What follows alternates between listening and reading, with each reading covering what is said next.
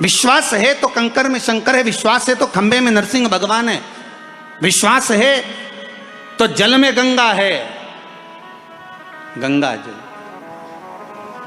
और विश्वास नहीं तो कोई। मानो तो मैं गंगा माहूं, ना मानो तो बहता पानी।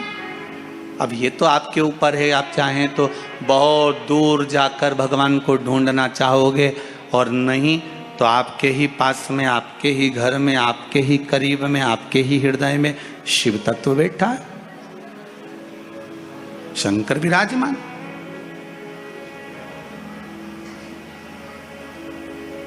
आप उसको ढूंढो।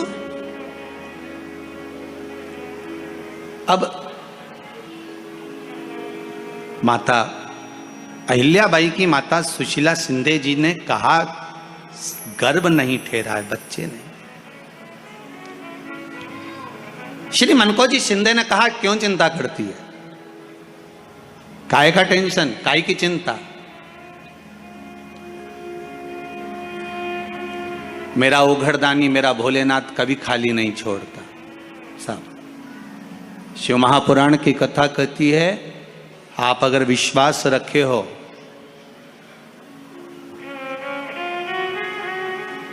सफेद आंकड़े की जड़, जिस नारी का संतान नहीं हो, गर्भ नहीं ठहरा हो, सफेद आंकड़े की जड़, जिस देव अधिदेव महादेव की कथा जिस तुम्बरुका जी ने श्रवण कराई है, शंकर भगवान जिनके सामने बैठकर शिव पुराण की कथा सुन रहे हैं, उन तुम्बरुका जी का नाम लेकर शिवलिंग पे से 21 बार घुमाकर मंदिर में ही कमर पर 7वें दिन रजस्वला धर्म के जो बांध लेता है, और एक पीपल का पत्ता अवधूतेश्वर महादेव का नाम लेकर शंकर पर चढ़ाकर उसको गाय के दूध में उकाल कर रात्रि को दोनों पति पत्नी अगर पीकर सोते हैं, 3 महीने में भगवान भोलेनाथ उसकी गोद भर देते हैं। ये शिव तत्व। शंकर देता जरूर है। माता अंजना के यहां स्वयं शिव महापुराण की कथा कहती है, स्वयं शास्त्र वर्णन करता है, माता अंजना माता के गर्भ से संतान नहीं हुई। 42 वर्ष की माता अंजना हो गई थी, और 42 वर्ष की होने के बाद भी माता अंजना के गर्भ से संतान नहीं थी। जब संतान नहीं हुई तब बार बार निवेदन करा महाराज केसरी से, तब नहीं संतान हुई तब अपने पिता से जाकर निवेदन करा, पिताजी गौतम बाबा से निवेदन करती है माता अंजना कि मेरे गर्भ से संतान नहीं, मुझे औलाद नहीं, क्या करूं। तब गौतम बाबा ने कहा एक पार्थिव शिवलिंग का निर्माण करो, मिट्टी का शिवलिंग बनाओ, उसकी पूजन करो। और माता अंजना उस मिट्टी के शिवलिंग के पूजन में ऐसी लीन हो गई, ऐसी लीन हो गई कि मिट्टी का शिवलिंग का निर्माण करती, पूजन करती। एक बार देवाधिदेव महादेव ने कह दिया, जाओ पार्वती जरा जाकर पूछो कि अंजना को चाहिए क्या, अंजना माता को चाहिए क्या। अच्छा, सारे देवताओं को सबसे ज्यादा टेंशन देवाधिदेव महादेव से रहता है, क्योंकि ये बिना सोचे बिना समझे किसको क्या दिया है कोई भरोसा ही नहीं होता। एक बार तो ब्रह्मा जी ने खुद ने कह दिया, साहब हमको तो इस्तीफा दे दो, हमको नौकरी करना ही नहीं बैकुंठ में बिल्कुल भी। तो भगवान विष्णु ने पूछा हुआ क्या।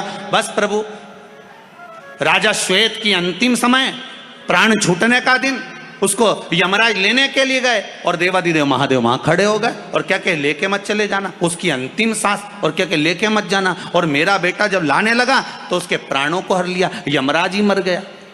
फिर मेरी पोती गई मृत्यु देवी, उससे कहा उठा ला राजा श्वेत को। वो राजा श्वेत को जैसे ही मृत्यु देवी ने फांस डाली, भगवान शंकर ने उसको भी मार दिया। अब बताओ, सूर्य नारायण भगवान बोले कि मेरा बेटा भी मर गया, मेरी पोती भी मर गई, अब बताओ क्या करें। तो भगवान ब्रह्मा जी ने शंकर जी से जाकर कहा, भोलेनाथ ये आपकी आदत बहुत गलत है, जब इसको मरना था तो आपने क्यों बचाया। शंकर जी बोले मेरे मंदिर में बैठा था, जगह तो देखो कि कहां बैठा है।